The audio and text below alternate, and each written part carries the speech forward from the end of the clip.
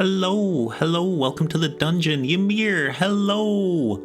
Welcome to chat. How are you doing this evening? How are you? Are you having fun in Minecraft? Or are you still lost? Is that too loud? I think I'm gonna turn it down a little bit even more. There, just in the background. I think that's okay. No longer lost. Adding rails to big bridge. The rails! Hooray!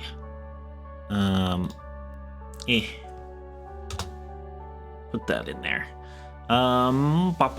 So, last stream didn't really go super well. I would say it went pear-shaped, but I slightly overestimated how complicated the thing I wanted to do was, and deleted a whole collection of sub-actions. And luckily, I was able to get those back, and like a hero, I gave up and decided to play Minecraft for a bit instead. So I'm going to make the leaderboard thing I wanted. It'll probably take a little while. The hard part is it will require a little bit of C# coding, and it is a very long time since I did actual proper coding, but I will do a refresher and I will figure it out. Tonight is Runes and Rambles D&D talk. So the plan is I'm gonna finish off the sort of backstory leading up to where my players currently are, and then hopefully if I get through all that, we'll do some actual map making, because now that they're back to my game, just to explain it quickly, we sort of round robin turns DMing, me and my players slash other GMs slash besties, and we play every weekend we can, and we're currently a man down because one of them has a new babine, so I was able to slip in my game for a little while, sans their character. But I did a really fun thing with that I'm looking forward to talking about, but we leave that a little mystery for now, a little mystery. Any announcements? Oh, I was really happy the Twitch recap came out. Teeny tiny numbers, but teeny tiny numbers that make me really happy with and proud of what I've done so far with my little Twitch channel.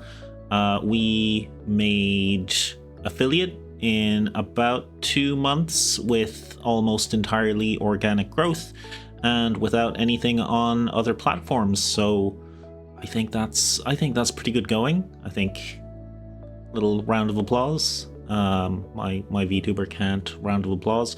I have a lot of things to make on my list. I'm gonna make like little army movements eventually. Top of the list for that is like a little controller thing. Actually, I should show you chat my to-do list. It is about as organized and messy as the inside of my head is. And if you've watched many of my streams, it will make complete sense as to why I am like this. Yeah, let's hop on over. I should already have my desktop shared, so we should have a nice gray. That is so very poggers. I am pogging. Currently, the amount of pogs I am pogging is unreal. Pog champ. That is an inconceivable amount of pogs. I assume that's a good thing. I only know pogs from like the meme of the guy pointing back going, I know it's a Twitch thing, but I'm an old man, Ymir. I don't know all these Gen Alpha Pog for real no cap stuff. I'll sit down and quickly quickly just show you this first. So I don't know how well you can see or read it on the screen. Doesn't matter too much. But I've got like setting up a shortcut for pin post. Oh, I forgot to open up my little chat thing. I have another chat app through StreamerBot that lets me use little shortcuts I have set up for shoutouts and things.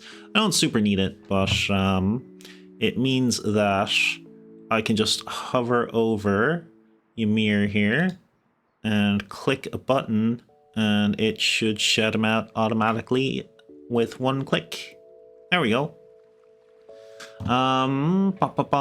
Yeah, so I want a little button for pin posts. That's like a 10-minute job. I just have to get around to it. I want to do a stream on Roll20 macros. I kind of did one before, but I just want to finish it up or go over it again. Live encounters. Live encounters is something I mentioned like a dozen times. Enjoy your dog walk, Ymir. I hope Zuko has a wonderful time. Zuko is the doggy. YouTube Shorts, obviously, another thing I've been talking about for weeks that I need to get around to. The Doom overlay is actually, I think it's done. I think it's pretty much done. Yeah, I think the Doom overlay is done. I just have to launch it, I guess.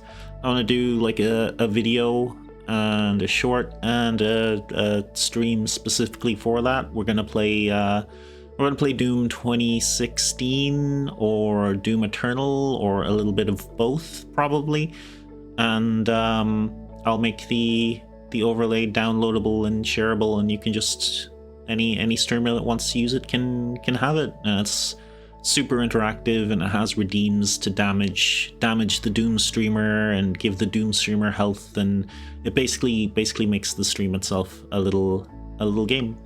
Can you play Doom on a streamer? The answer is yes. I've completed that mission. I just haven't shared it with everyone yet. TTSQ update is one of the things. I don't know how I thought that was something I'd get to in one stream and with another project. That's inconceivable that I thought that, because we didn't even get one project done. Everything went wrong. We played Minecraft. It was great. Update the CTA. I've half done that or 3/4 done that. Update the Twitch info panels. I did a little bit of that. They look a little bit better, don't they? I think they do.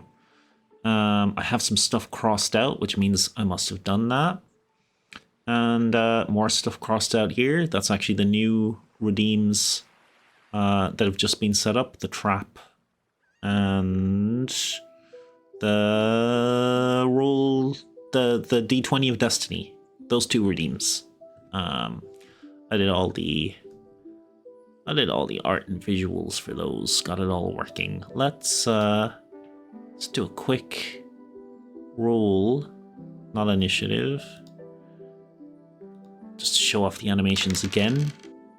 See, I got a 4. That's not very good, but I'm just trying to show off the animation that it works. And the trap. Awesome. Snake Pit, that's my favorite one. And I got 2 adventures. So yeah, the plan yesterday was to make like a leaderboard for the trap redeem, but it's a little more complicated than I thought, and I kind of got fog-brained after I accidentally deleted everything, and I just couldn't write code with variables at that point. It was just too much for my little bird skull brain. And the other thing is redeems. I have dungeon keys set up, which you can see down there if you're on Twitch. If you're watching this VOD later on YouTube, which you're probably not because I have like 4 subscribers, but in the off chance you are, this is a Twitch thing. I have a currency and you can use it to redeem things. I'm sure you guys know about it. I don't need to go about it too much. And then I have emotes. I've listed out all of the emotes that you can put in. Like 17, 18 or so. Animated, non-animated. I have 7 at the moment that are either reusing assets that I have that other artists have done for me, or things I have cobbled together myself. They are not especially good, but at least we have a little raid message. So when we raid people, I have a little emote for it. It's very cute. It's a grizzly bean peeking over the sign. I just put it into chat. 1, 2, 3, 4, 5, 6, 7. We have 7. Yeah. Is that what I said? That's our little raid emote. Yeah, and other stuff. Stream ideas or stream to-do list things. Let's get into what I actually want to do. Let's see how this looks first. So I've changed the color of my Google Doc, so it's supposed to be a dyslexia-friendly color. I don't know how it's gonna look on stream. Let's find out now. Kind of awful. That looks kind of awful. I don't know how much easier it's gonna be for me to read though. But we shall persevere. We'll find out. So in the last exciting episode of me talking about D&D, I was telling the tale of essentially my first campaign that I ran for my friends, and where it sort of got up to the end of that specific campaign, where, you know, they won the day, it was victorious, and then, as it should in a good D&D game, everything started to go wrong and everything was horrible and the world and its time was shattered into space. And I got to the end of that, and then this is sort of the premise of my new campaign. So Lexi, the shifter barbarian, and Perry, the elf or half-elf bard were-rash, that's without their titles, are basically on a TARDIS cottage that escaped their world as it went up in chaotic magic flame and disappeared from time itself. So my next little section here is the ripples of broken fate. Essentially what happened. And basically a little preamble for this. There's a couple of inside jokes in our games. A Minotaur bard in one of our games looks very much like a paladin. So there's a joke that people call him a paladin or mistake him for a paladin all the time, or say he's very paladin-like. And there is a paladin, my paladin in another game I've talked about before. Hexblade Warlock paladin is was originally meant to be a bard, and then I changed, like I completely rewrote the character because the campaign she was supposed to be in didn't go on, and the new campaign I thought a paladin would be a little more suitable because it was a high difficulty campaign, I guess. Not an easy level play. Very, very much spent a lot of time KO'd. So one of my premises is that originally in the timeline, that bard was supposed to be a paladin, and my paladin was supposed to be a bard, and then the characters around them, obviously their lives would have went a little differently. And yeah, so this is kind of the intro to the campaign or that story. So let's go through this real quick, or not too quick, because it's chill D&D night. So I'm gonna read it at a normal pace and stop rambling. The ripples of broken fate. On the surface of another green crystal, a vision. The greatest bard in Eru takes to the stage for her encore. A stadium filled with adoring fans screaming, "Thank you all for coming tonight. This means so much to me. Let's end the show with a classic. I want to hear every one of you sing along." She blows a kiss out to the crowd as the light lowers. In the box, the best seats in the house, her dear adopted parents, almost in tears with joy, wearing t-shirts with a logo, Meg, featuring a pair of angelic wings in gold paint. Her older brother, considered one of the greatest wizards in Eru, laughs and dabs his adopted father's tears with a handkerchief as he waves a little chibi Meg flag. Also in the box, the Bobkins, the Del Ritas, close business partners, invited because their youngest daughter is a big fan.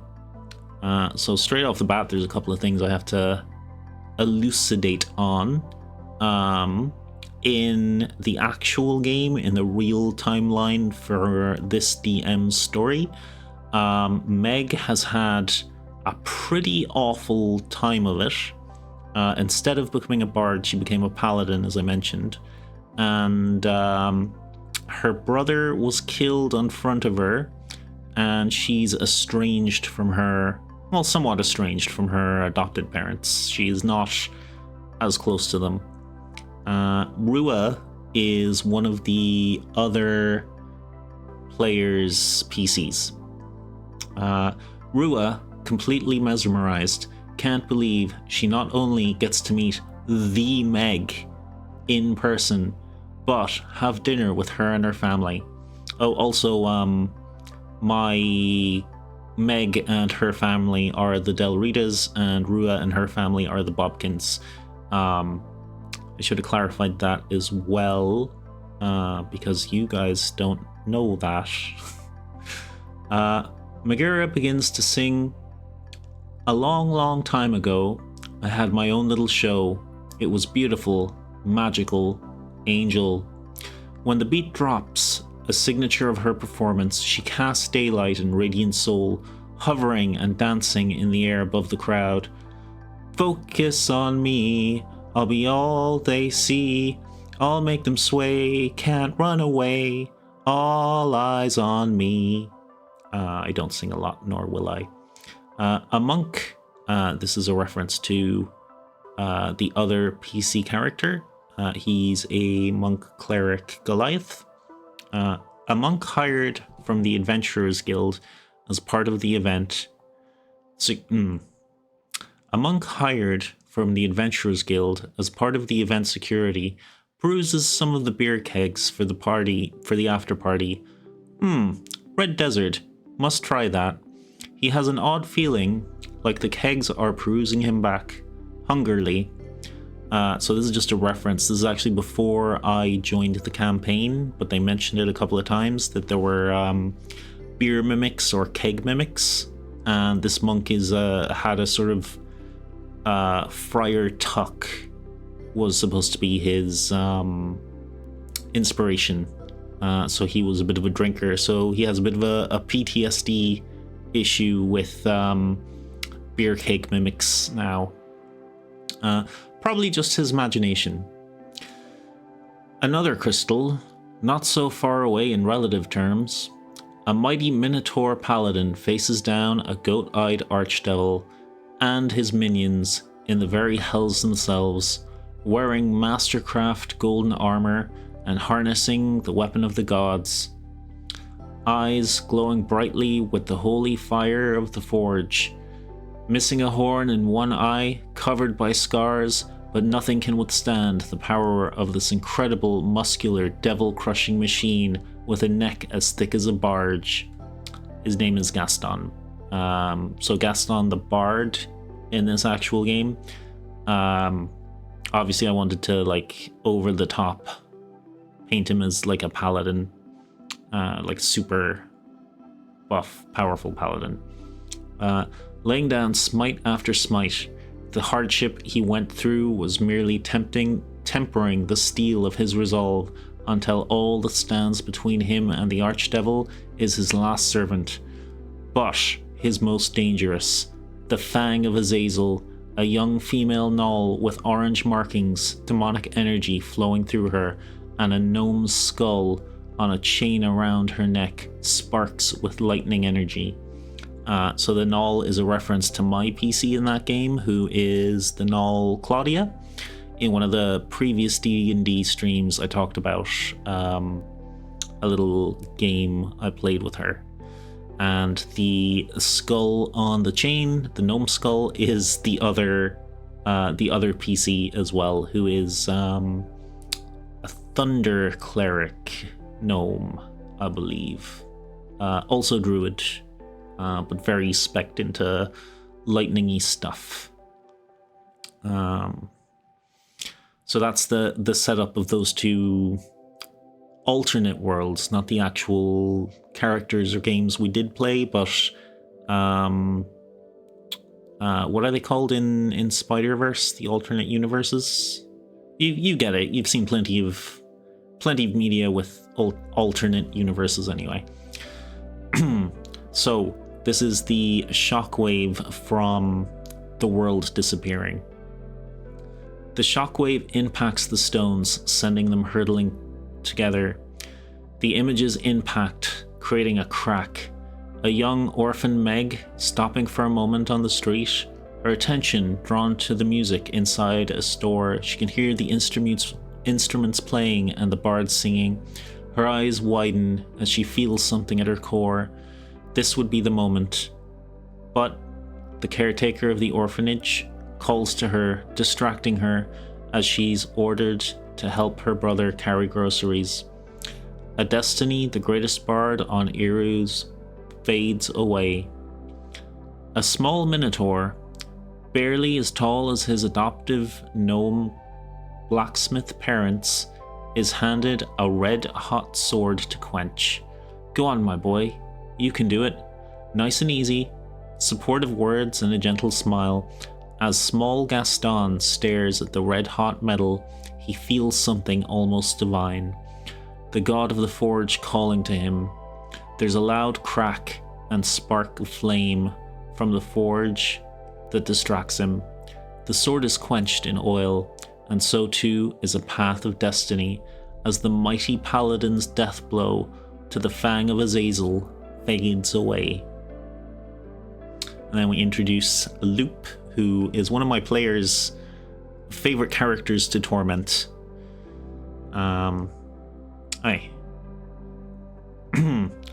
Loop, a goddess of time, is Loop, a goddess of time, is mid-anxiety attack as she sees this transpire. Out of all existence affected by the shockwave, this seems to be the worst of the damage. But for these particular worlds, the damage is catastrophic.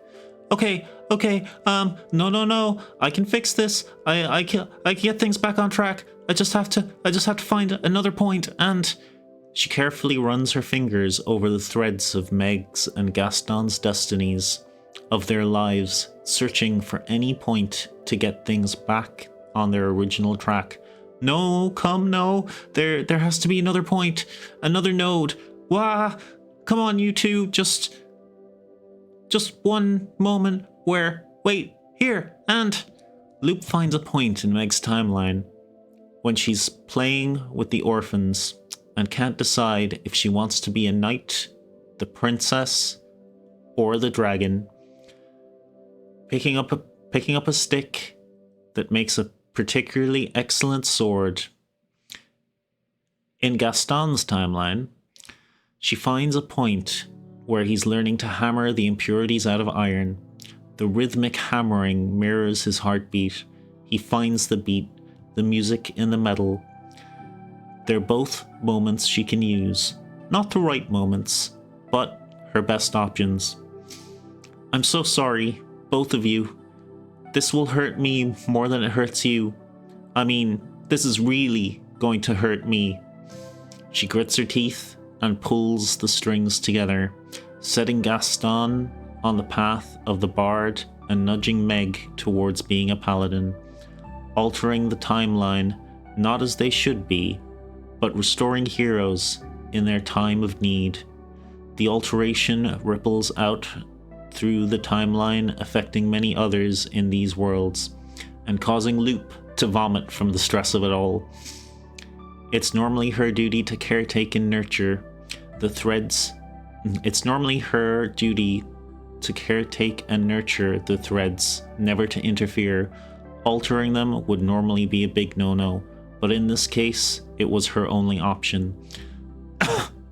Oh, that was a doozy. Please tell me that worked. She examines the crystals carefully. Oh, Gaston, what a sweet boy. Things will be hard, but you've got people by your side now. You don't have to fight alone, at least. What a cute pet. Wait, is that a basilisk? Gaston, look out, it's the Fang of Azay. Aha. They're friends in this timeline. And he has a band with his little cousin? Maybe they should have thought through the name a little more. But it looks like things work out, up to the time I can see, at least. The Gaston and Tumble, the gnome cleric, have a band in the game called Cousin Loving, because they are cousins and they love each other platonically. She breathes a small sigh of relief and looks to the other crystal. Okay, Meg, let's have a little look here. Adopted with your brother. Good. Night training. We're on the right track. And yes, Paladin. It worked. I'm a genius. La la la. Oh. Oh no. Wait. Please. No. I can't watch it. I'm sorry, Meg. This is my fault. I need to skip forward. That part is referring to where Meg sees her brother ended in front of her while she's being crushed under rocks and is left for dead. It is also what leads to her warlock path, but I'll save that for another story. So Loop skips forward in the timeline. Ew, zombie fire giant? Gross. Skip. A death tree? Skip.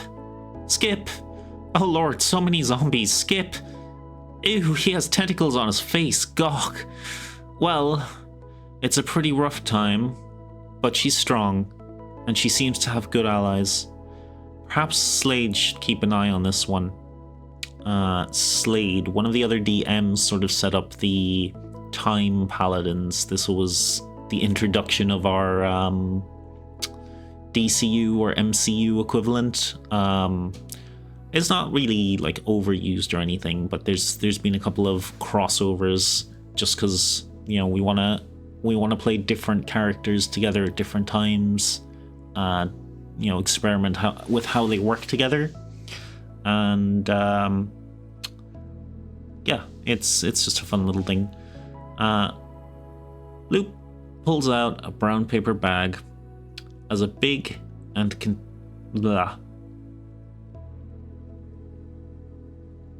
tent and big.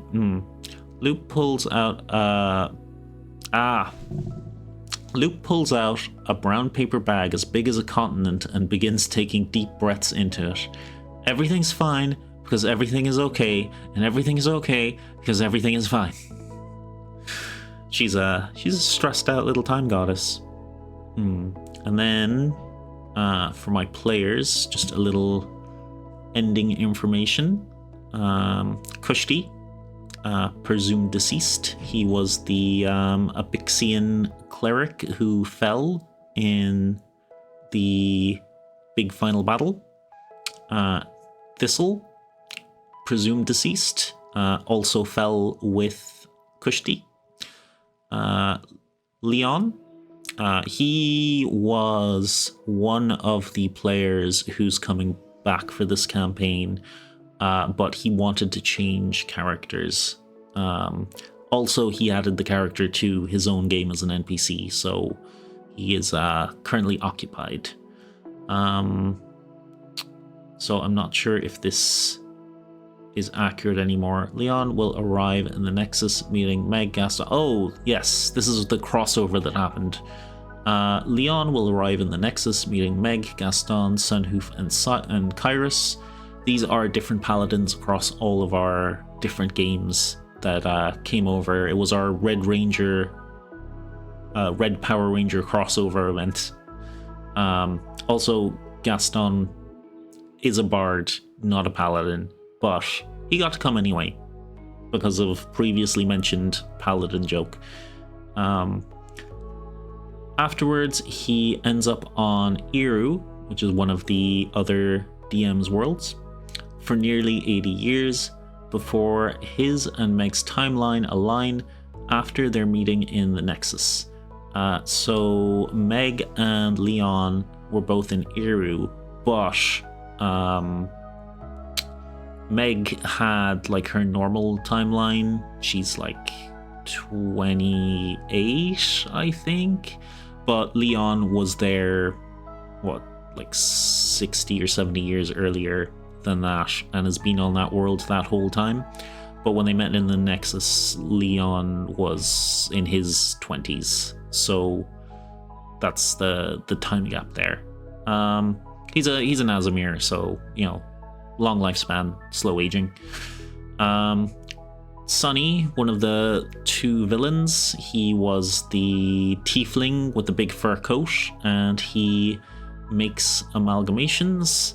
And Rosa, who was the other BBEG, he was like the very knightly guy who makes death knights out of dead paladins. Location unknown. The players slightly know now, but we'll get to that later, I think. Perry and Lexi, the current players that I have to work with, are on board rallies.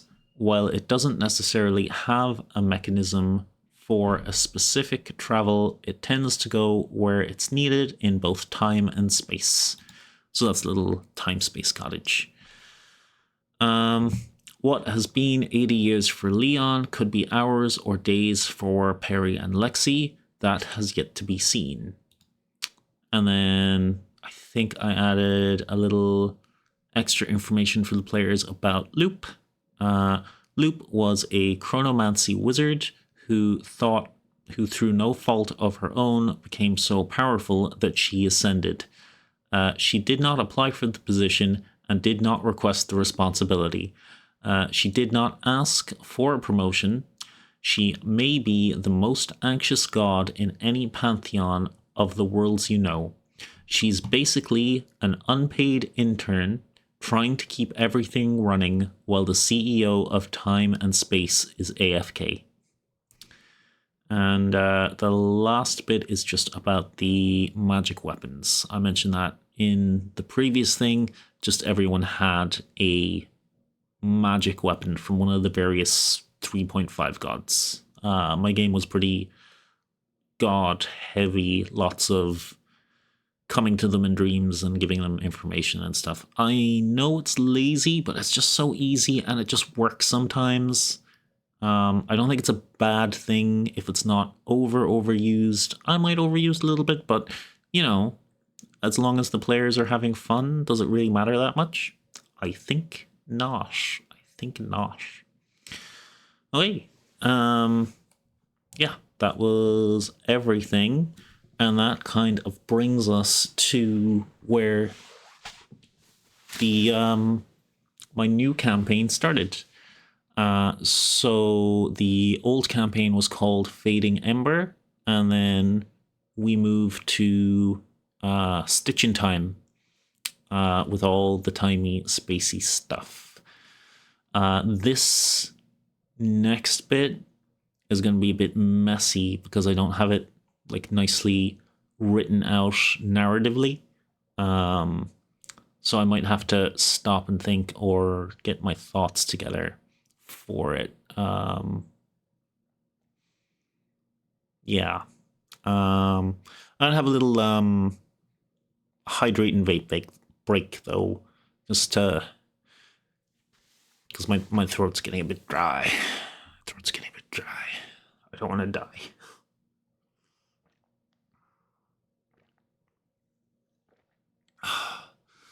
Oh, my model looks so awful when it's drinking. So does Ymir's. Ymir's actually, I think, freaks out even more than mine, which is funny. Also, his reaction to it.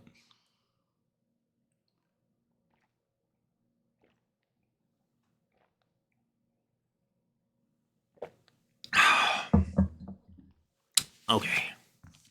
That was my hydrate. Halfway there. I'm going to have a couple of puffs.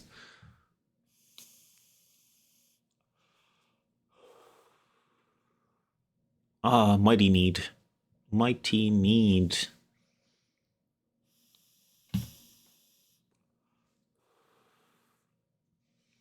So I'll move us over to roll 20. And let me show you a couple of things. Okay. This was a stock image, but it is pretty obviously definitely AI. I don't support Gen AI replacing artists in any way. However, this was the exact image I was looking for, or at least, it represents exactly what I was looking for. And it is for like my home personal game. This isn't like a streamed game or anything. If I did stream a game, I really would do like due diligence to make sure none of the art is AI. When it's my like private home game with my friends, I don't think it matters that much. I'm not taking away the jobs of any artists because I wouldn't be paying anyone for these assets. There'd just be a much lower quality to them. But yeah, I just wanted to get that out there because people have had words before. But yeah.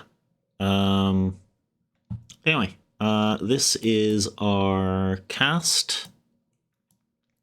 This is Raleigh. He was my first ever character that became a PC in this game, the Baker Wizard, and his little guy Quoth. I don't have the credits for any of these artists. They all are images just gathered offline, or off Google. So again, this is my home game. This is not a game I'm live streaming or anything. These are just with my friends, 3 of my friends, private at-home game.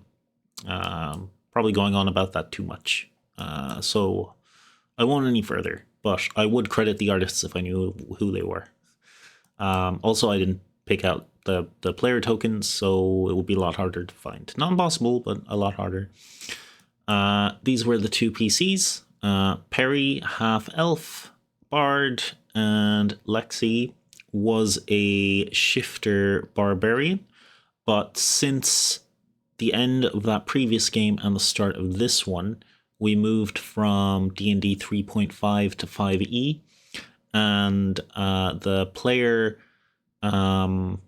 shifters are a little bit different. So instead, they went with a tiefling because they were a flying shifter, and flying shifters aren't a thing in 5e, I don't think. And they went with the barbarian class beast, the one with the beast forms. I'm not going to remember the names of things offhand like that, but the one where she can like grow a tail or fangs or claws. That is Jacintha. That's Mrs. Raleigh. She has a deep and mysterious story. She is the owner of the space-time cottage, of which Raleigh has his little bakery at the side. As much as the players call it Raleigh's, and I kind of call it Raleigh's as well, it is Jacintha's cottage and Jacintha's time-space stuff. Raleigh is essentially the house husband with dementia. It's actually a super sad story that I can't wait to break my characters' hearts with. And then we have Loop. Loop, our little time goddess, with an incredible amount of anxiety. And Arthur, who was like a paladin general. These are the three characters from that world that sort of escaped / Jacintha and Raleigh escaped, and they had to come along for the ride. And Loop, we just went over Loop like quite a bit. But Loop's introduction was like giant and slightly off the side. Of course, she's a goddess and she can decide what size she is. So after Jacintha let her in. I mentioned it a couple of times, but the cottage has a barrier as well. It has specific rules over who can get in and out of it. In 3.5, it was based on alignment, but I've changed it a little bit now. And you can get around it by Jacintha just letting you in. So they crash land. Well, they're floating around in space. They have their emotional moments. We basically took that as an opportunity to update them within the story, update them from their old characters to their 5e versions. And Loop showed up, and she kind of explained some of the bits and pieces about their world disappearing, and they kind of have to land somewhere for repairs is roughly what was explained to them. And when they landed for repairs, they were given a couple of missions. So they had to pick a few things up that were ordered. It's a time-space cottage, so who knows when those orders were made. And the other thing they were told is they would need to find a sort of third member for their team. And the overarching mission is to find and get their world back. They don't have the details of how to do that yet because, they're supposed to find their third member to join their team. Okay. And they ended up in a little town called Castle Ridge. Castle Ridge is, I mentioned Iru a couple of times. That is one of the GM's worlds. The other one is Talav. And our actual characters, our actual game, is going on in the southeast continent. But my character, a Null called Claudia, originates from the central continent, from a town called Castle Ridge, and with a little bit of discussion with the DM. This is the little baby version of my character that the PCs got to meet. NG Cutie, Mini Null. What up, bitches, bros, and non-binary hoes? What is up? The sky, inflation, ceilings, birds in flight,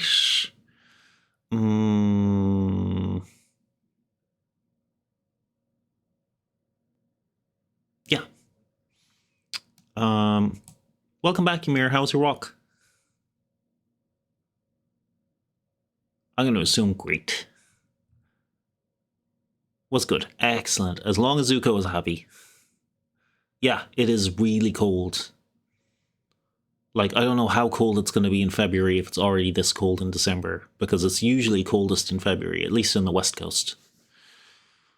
I had, up to this point, gone through the rest of that document and covered, like, the backstory for starting my current campaign. Because this is, like, part 2 or second campaign, first campaign was done.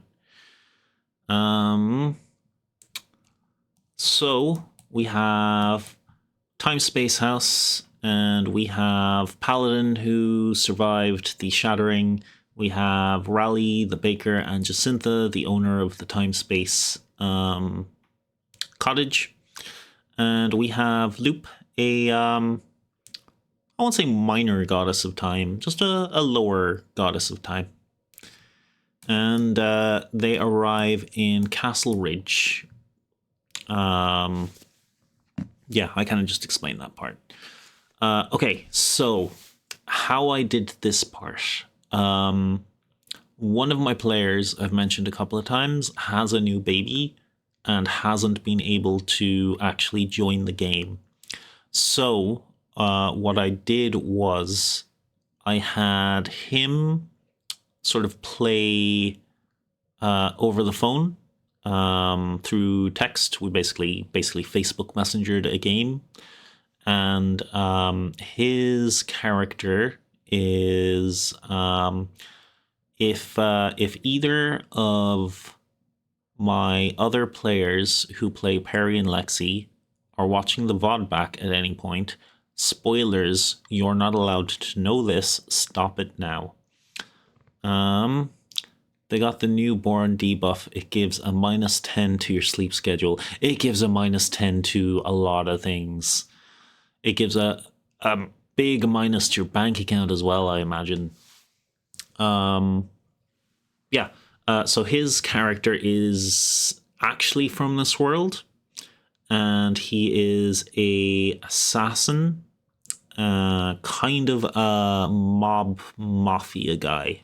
Do I have his token anywhere? I think I do. I think over here on the close-up of the cottage. So this is the character. This is River. Their mission, Lexi and Perry's mission, is to find this guy. This is Perry's rat form, by the way. He's a were-rat. Their mission is to find this guy. He is an assassin. He is, just to make things even more complicated, the son of a PC from a very, very previous campaign. It might be like 2 or 3 campaigns ago.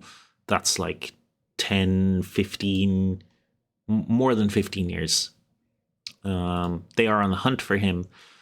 So we played a game on Messenger. I will probably go through that, but I want to clean up the messages first. I have it all like written down and recorded. But basically, he ran through the mission I had set up for him on Messenger when he had time to get back to me and whatever. And the other 2 who were trying to find him, basically he was setting the DC for, or the difficulty challenges for the roles the other players were doing to find him. Yeah. I think I want to like clean that up. Maybe not have a script, but at least have the document ready before I go through that. So I'm going to leave the storytelling for now, and we're going to actually work on the map for the current event. I will like short circuit and shortcut it a little bit.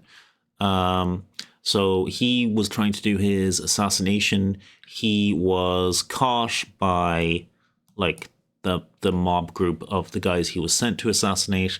They tied him up. The other two searched the city. A monk walks over to a street food vendor and says, "Make me one with everything," and hands the vendor a gold piece. The monk gets her food and says, "Where's my change?" The vendor says, "Change comes from within." I love that one. The first time I heard that one was actually in Disney's Gargoyles. Do you remember that show? Have you seen it? Really good show. Lexi, the Barbarian's old token, was actually Demona from Barbarians. It was such a good show. Rewatch. You should really rewatch it. It was so good. I kind of want to rewatch it. Xanatos, best villain ever, hands down. Evil Tony Stark. That's all I ever asked for. That's all I ever asked for. There's actually a trope called the Xanatos Gambit. On like the tropes directory thing, which is where you set up a situation where either scenario that can happen is still a win for you. I love that. I love that kind of villainy. That short-circuited what I was going to say. Yeah, he got caught by the baddies, and he made his escape through the sewers, and he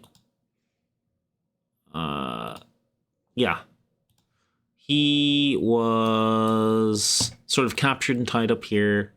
The other two characters made it to the warehouse after a bit of shenanigans. They fought their way through. He had already made an escape through a tunnel in the back of the warehouse into the sewers.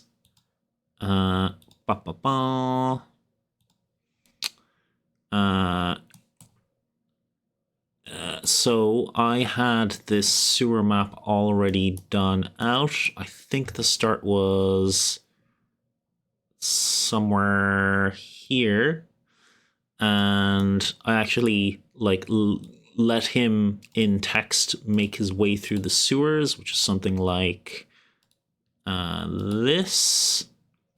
Number three leads to a lower level, which was over here. There was kind of a deluge, like the system being washed out. Oh, there's a credit I can give. DM Andy on Patreon. That's where this map came from. This particular one. So he was washed down into the lower sewers. There are crocodiles and stuff down here. He made his way down here. He smelled smoke or whatever. It led him like up into another area, and he ended up here. The other players had to make their way through the dungeon. I'm doing this super quickly. Lots of cool stuff happened, but I'll do that later. And they ended up finding him, and then the game for these two literally ends up at finding him, and the player hasn't been able to play since. So they've been frozen in time here for a couple of months while I wait for this player to be free again. And this player, Perry's player, has been running games for like since then, but he needed to be tagged out. So these two fell through a little crack in time, because my game is about space-time and I can do that if I want to. And they ended up in the astral plane. Ooh, in this neat little space place. And they had to. This is actually the map I was setting up. I think I showed this at the end of the last stream.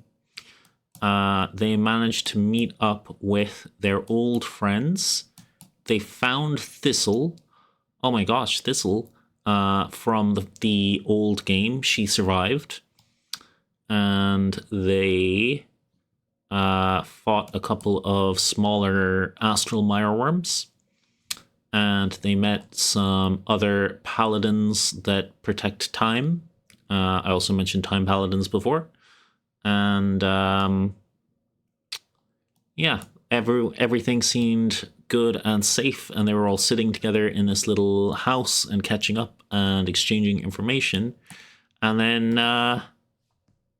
let's see if I can do it again. This was the big reveal for the end of that game. Ta-da! A full-sized astral worm. Con saves and dex saves were rolled, but they were all gonna get nommed. It was just how much damage they would take, because none of them have the movement to get out of there. Hey, and then we get to the current map, and I can stop speeding through things. The current map, which I think Ymir will quite enjoy, because it is inside of a giant astral worm, full of like organic or semi-organic walls, and it has a whole bunch of cultists and weird what's the film? I keep thinking The Fifth Element. That's not the one I'm looking for. The ship that goes to hell and comes back. I can picture this ship even. Event Horizon. Yes, thank you. Yeah, there's going to be some very, very Event Horizon shit going on here. So this is as far as the players got in the last campaign. I don't know if you can see. There's a tool in Roll20 that lets you hide stuff from the players. Actually, I can. It'll take a second, but I can show you. You see where it's like slightly less highlighted here. So I am the DM. I can see this whole thing, but for the players, you can actually hide stuff. And if this loads, I can show you everything the players know so far. I get a countdown because I'm not a paid subscriber. I pay for nothing if I can help it. I only have Discord Nitro because someone gave me a code. Yeah, this is all the players can see, and I can reveal it as they go. So they all landed in a big pile. This is the pile of the stuff that the worm has eaten, and these are little cute digestive guys, little blobbies. They just break everything down, and as it melts and turns into slimy goo, it gets eaten up by these little vessel pipe things, which will bring it away to the stomach, which is up to the top left. And they noticed pretty quickly all these corpses down here. All of these little culty guys holding knives. And from look outside, I was heavily inspired. They found one of these guys unconscious but injured. And as soon as they were smart enough to take his knife away before they woke him up, but as soon as he woke up, he tried to cut himself open, cut his stomach open. And then this other fellow over here, also knife-handed, an eye appeared in his stomach. Does that sound familiar, Ymir? That is as far as they've gotten. I have some surprises that I want to show, and I don't know whether or not we'll get around to like statting anything. I see what you did there. Yes, I just ripped off Look Outside. Exactly ripped off. No, like if you're DM, just you should be stealing stuff from the things you like, because you can and no one can stop you, especially if your players have no idea what it's a reference to, and especially if it's gory and cool. So they have a couple of options. They could go up here, or they could go this way. They can't go through here. This door is currently closed off. They also spotted this anus-looking door here, which is also closed off. They haven't investigated that yet. When they come up far enough here, this creepy little fella here, they're going to get a good look at it, and they're going to see it scamper up this acidic bile waterfall. But they're not going to like fight it. They're not going to encounter it. They're just going to see it run away, which is going to be super fun and super creep them out. There is going to be one like crazy cultist that's going to try to tear them open, and it's going to be this gory guy here who's like all mutated and gross. I haven't statted him out yet, but I think we can do some gross tentacly stuff with that. And this is going to be our first scene-ish person for them to meet. He is part of... Basically, my idea is the human group in here, or the group of people in here who are now cultists, were originally researchers, and they wanted to go into the astral worm to experiment with destroying cursed objects. Because, as everyone obviously knows, the only place that anything can be destroyed is in the belly of an astral worm or in the belly of a Tarrasque. Little D&D lore for you there. So the idea was, we have all these horribly, horribly cursed items. Let's bring them into the astral worm and get rid of them. Should have just asked UG to eat the cursed objects. I like your Jujutsu Kaisen reference. I managed to say Jujutsu Kaisen. I did it twice. I usually can't say it. I'm very proud of myself for that. Why would he eat the cursed finger, dude? That's so gross. And now he's eaten multiple. I'm only on the first season, no spoilers. Anyway, very scientific, normal researchers of like the arcane arts. They're not like science. And they had 2 druids with them for, food and supplies. Because druids can like goodberry 3 times each a day. That's more than enough food for 60 people or so. But one of their druids came to an unfortunate end, and the other one got eaten. So he will, lore dump for the players, give them lots of information. He's probably going to be a little frantic, a little bit. Die, please don't kill me, please. Sort of that vibe. And he will give them the key, essentially. This is the way out, by the way.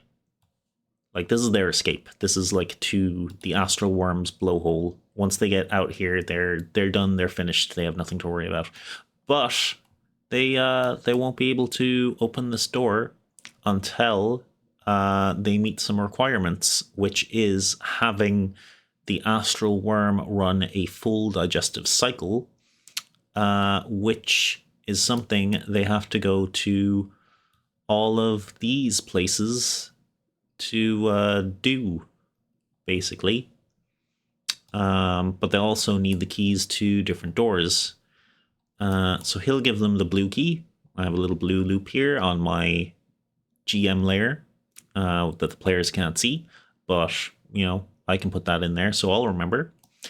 which is for the blue door, which is this one here. And they will find their first cultist leader proper and their first sort of mini boss. There's going to be 3 or 4 mini bosses. There's going to be 2 cultist brutes.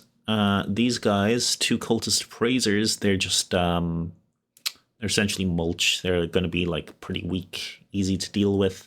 They're just there to get in the way or be a distraction.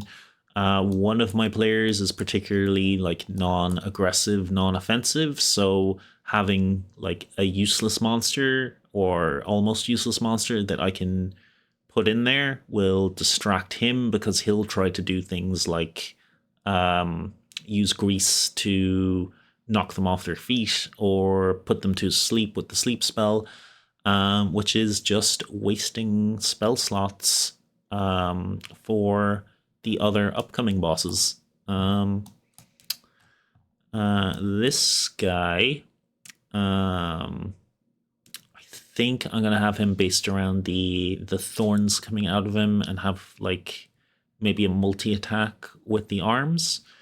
Once they take care of him, there's gonna be the red key, and I'm thinking like not a cursed item, like a semi-cursed item, like it has benefits and drawbacks. They're gonna find something, and find the key and something in this little basin of pinkish red goop. Once they have the red key, they can backtrack all the way to the first room, and I can see that my player is actually logged in right now, so I can't show you. Special curse grade, curse womb for sure. Yeah, something like that. I'll have something cooked up. I'll have something cooked up. I'll tell everyone about it when I've actually wrote it down. They have to come all the way back to this red door to open this one to get in to this lovely area next to the stomach here. This is technically all wall here, so this is like a sealed room, a section of a sealed room. Ba, ba, ba. And like a little crack here. I might let them see through there. I haven't decided yet. They might see another one of these little taily yolks. I want to keep them like worried about the taily things, but they're going to see them a couple of times. Oh yes, I'm going to set that up. So this is a horrific doctor area. This is going to be our good doctor. He has no face. But he has terrifying long fingers and some medical tools. I do have some stats written down for them, but I'm not going to share yet. When this is done, I'll share everything in the Discord, stats and all. So, you know, anyone who wants to use these cultists again, just like I'll share the astral worm. I plan to do that.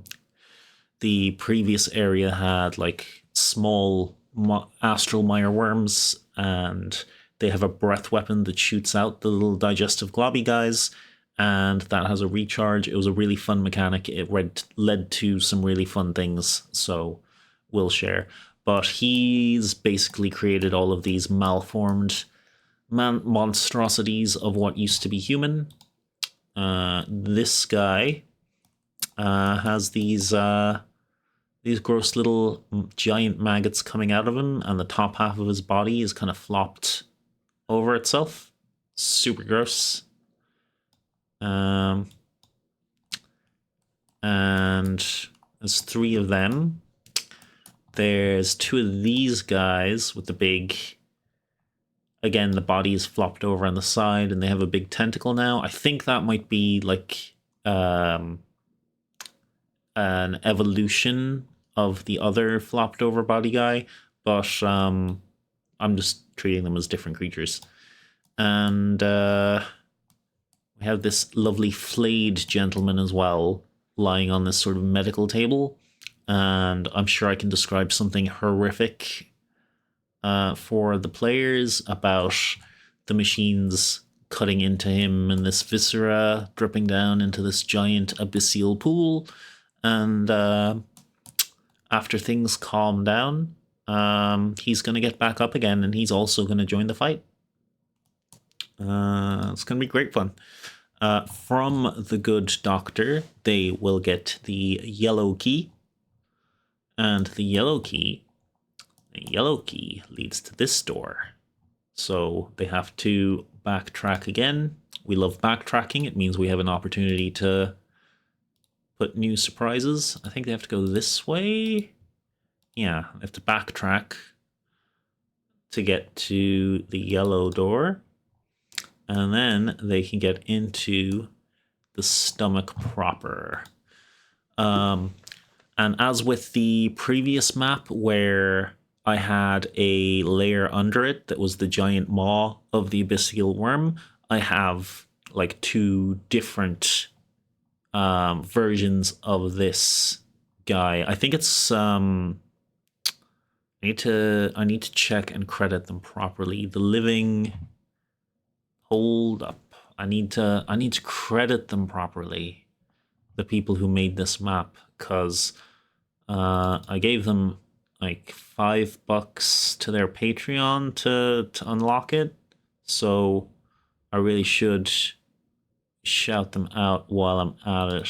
It was maps, the living depths. So there's 3 parts to it. I think part 1, 2, and 3 were free.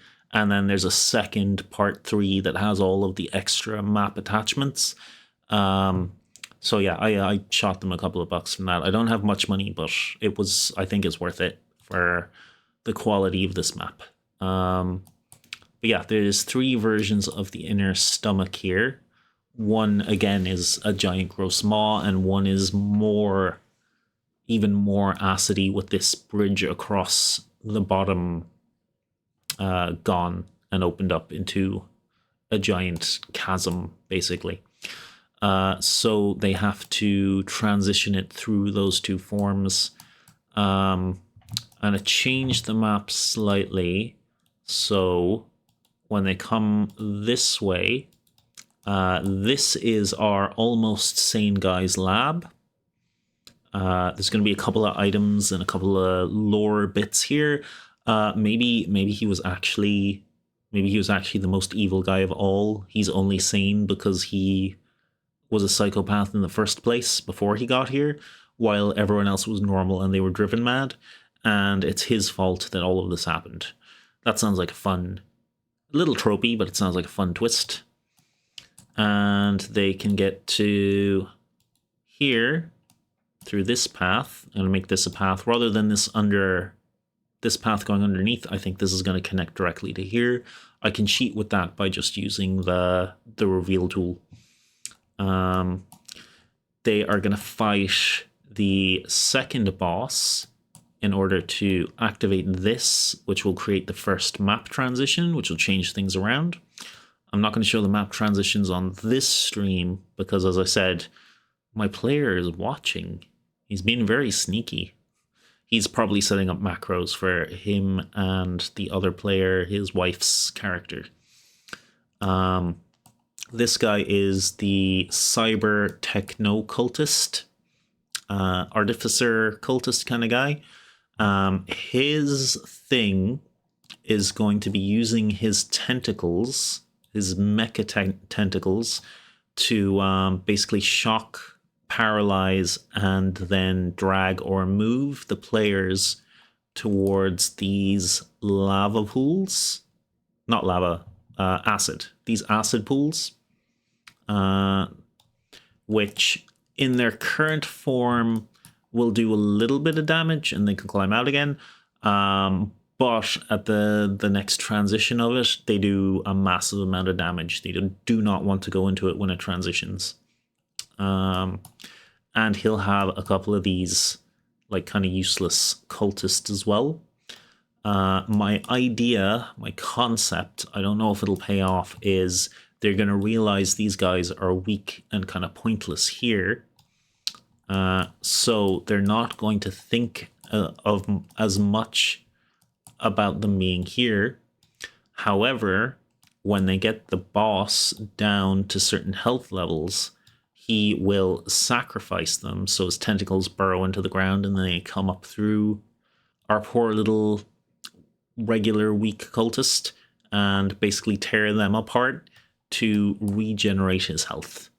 Because I love me a gimmick boss. Give me a hell yeah for getting gimmick bosses.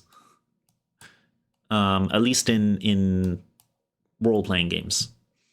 So rinse and repeat. He dies. You get a key from him.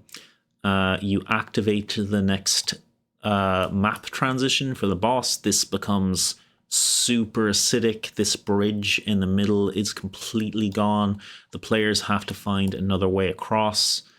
Because they can't. Well, some of them might be able to make this jump. We'll see how they figure it out. I'm going to leave that up to them. That sounds like a them problem, doesn't it? Then they basically have the key to the final boss. They can or might optionally go up this direction. I think here is going to be their first interaction with these little weird tail guys. I think one is going to try to grab them and pull them in from this hole. And then they can fight it there. They can make it way up there. They can... This is another lovely stomach acid area. They can jump across here. I'm going to let them move through this pretty easily. And then it's another 5-foot jump there, which is, doable by pretty much any character. But this is the next thing they have to activate. And it's going to be a big old guy. A big old guy in the acid. And, yeah, he's gonna be a little bothersome because he is immune to acid damage. So he can move around this whole area. And they are not a massively ranged, talented group. Like the bard is pretty good at ranged stuff, but kind of limited as well because they're very much a support build rather than an offense build. Yeah, it's a fun little acid area. They can run across these stone parts, but the boss can just trudge through pretty much wherever he wants. And he's got a big old claw for grappling, and he's got a whole big little mouth thingy for grappling, and I'm a big fan of grapply bosses in horrible acid areas, which might not be as fun for the players, but it's a lot of fun for me. And then this area down here is going to be the nest for the taily guys, who I just find absolutely grotesque and horrible. And I think it's because they have this little earwig thing on the back of their tail. I find that horribly, horribly upsetting. So this is going to be their nest, and this is going to be a super hard to navigate little area here. They could just come down this way, and there's going to be a little hole in the wall, and maybe they might figure out a way to get through. I don't think any of them have Misty Step, which I personally love. It's great when your players don't have Misty Step, because that would save them so many problems. But they're just going to have to be ingenuical about it. I'm leaving it in their hands. Then we have the final boss, the final thing they need to activate to get out of the worm. This big old thing here is the last thing they have to activate. I think activation of stuff is going to cost spell slots, They have NPCs with them, so between them all, they have quite a few spell slots. And I think the almost sane guy at the start will sort of give them the heads up or the warning that they're going to have to spend spell slots to open these, which will stretch out their resources even more, which is a wonderful thing you love to see. Is our final boss. I think it's a little bit of a homage to one of my new very good friends, my little Eldritch horror buddy. Yeah, so more tentacles, more giant claws, psychic damage all over the place is this guy's thing, and I think hover or levitation, just to give him so much more advantage with these with this group. Yeah, look at that little head pat Ymir emote. That's who I'm talking about. That's my Eldritch little buddy. That's a little homage to Calamity herself. His self? Themself? All of the above? I'm gonna assume all of the above rather than none of the above. Yeah, and again we have our little weak in the way guys, and we have 2 bruisers. I don't. Itself, I guess. Yeah, itself. I guess it's a concept, so it can be kind of whatever it wants to be. I don't judge. Now, not a super hard boss in terms of mobs. There's just some of the weak cultists that'll be the same as the other ones. There happens to be more of them, but they're really like a 1 or 2 shot guys. And then 2 brawlers, which are like the slightly more of a challenge, but not a major challenge, like 2 or 3 shot by most of the players and NPCs. And the boss will have chunky health, but also you have to keep in mind they have already spent 3 mini bosses, 3 mini bosses. They've already been through 3 mini bosses at this point. They might have short rested. I hope they'll short rest. I'll let them because it's going to be 3 mini bosses.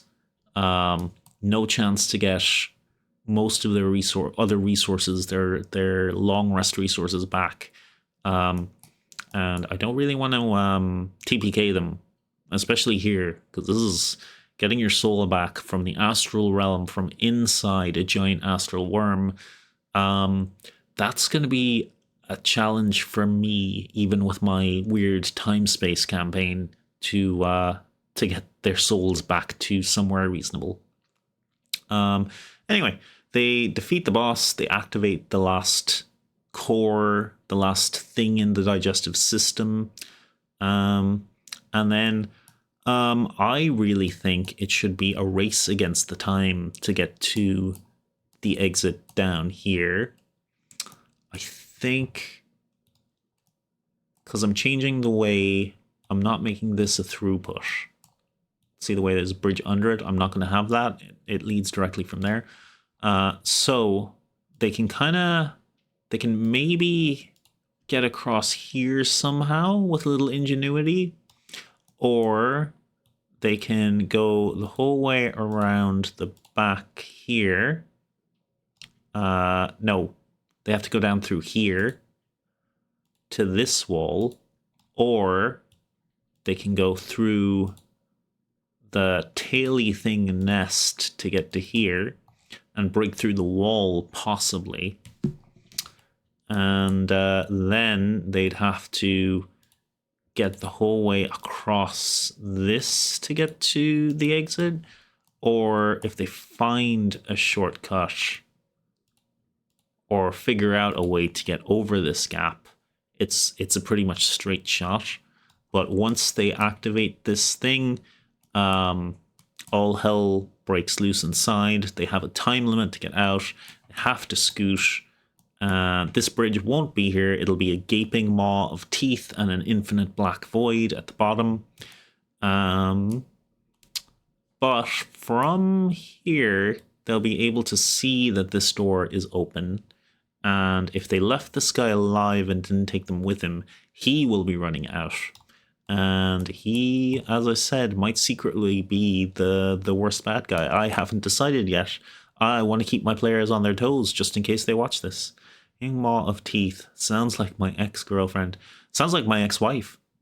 Ba-bum. She definitely won't see this, but if she does, please don't get mad at me and just sign the divorce papers. Another thing I'm thinking about is they have Claudia, my character from a previous game. No, character from a current game. They have the past version of her. Wouldn't it be kind of exciting if one of the tail things came through one of these gaps, through these holes, and nabbed her and brought her back to the nest and strung her up with these purple things, and that would give the whole thing a little more urgency. That's something I'm thinking about doing. That sounds fun for me as the DM. Because they won't leave her behind, because that will ruin the timeline.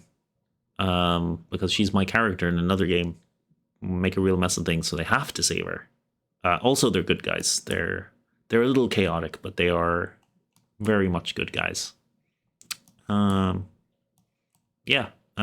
Except for statting stuff out, that's pretty much everything. Oh, I have a little picture of the anus door open, so I can just drag it in and slide it on top there to change it when the map transitions.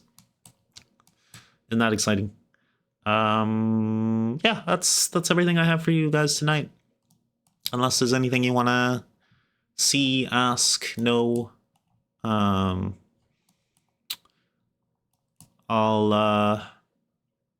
don't want to share the stats for the bosses yet because I haven't run the game yet.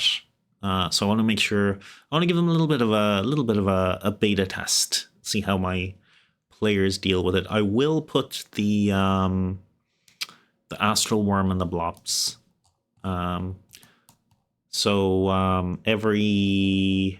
It has a breath weapon that recharges on a 5 and a 6 on a d6, and it shoots out 1d3. I'm going to say 1d4 because who has a physical d3? Not many. They exist, but not many, I imagine. So I'll make it a d4 worth of slimes, and they just surround your players, and they can basically do a little self-destruct. And if there's a whole big group of them, they can set off each other with a little chain reaction, which I did not get to do. I was so disappointed. It was going to be so much fun, but the bard wouldn't hit him. He ran away. And he used sleep instead. When you just want your player to hit something and for it to explode. That was fun. Yeah, we're done. Next stream we will do Monday is Dragon Age, usual time. I don't think there should be any problems next week, so Tuesday might be a slightly later start, but it should still be good to go. Maybe I can stream longer on Tuesday as well. And let's see. Thursday's D&D. Thursday's Just Chatting D&D thing. What will we do for that? I could talk about an old character, like a build. We go through a couple of character builds, or no, I'll organize the notes for the story I really briefly went through because that was pretty messy and disorganized. So I'll organize the notes for that and just we'll read through those at the start, and I'll tell you what happened, and then maybe I'm kind of more good to go with this than I thought I was. I have very little work to actually do, except for a couple of things I have to stat out. I don't know. I'll figure that out over the weekend. For now, I'm gonna raid out and I'm gonna go play Minecraft. Ymir, play Minecraft with me. Ymir, Eldritch Daddy. Hey, let's see who's on. Who can we raid out to? Who are we in the mood to raid out to? You've got a subathon going on. Raid equals spin. Prepare for subathon. Let's just see who in friends terms is on. Cass is on. We love Cass. Peachio's nice. Same category is going to give us a lot of people. Ymir is playing right. Meow. Maybe we might actually meet in game at some point. Any suggestions, Ymir?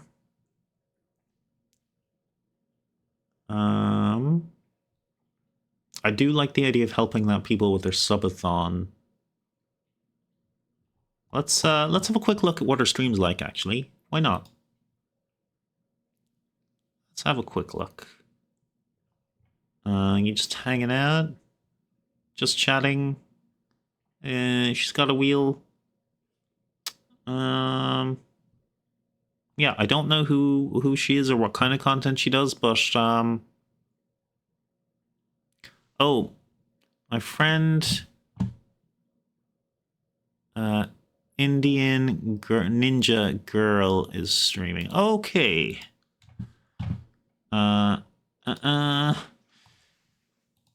You get those mod privileges, Ymir.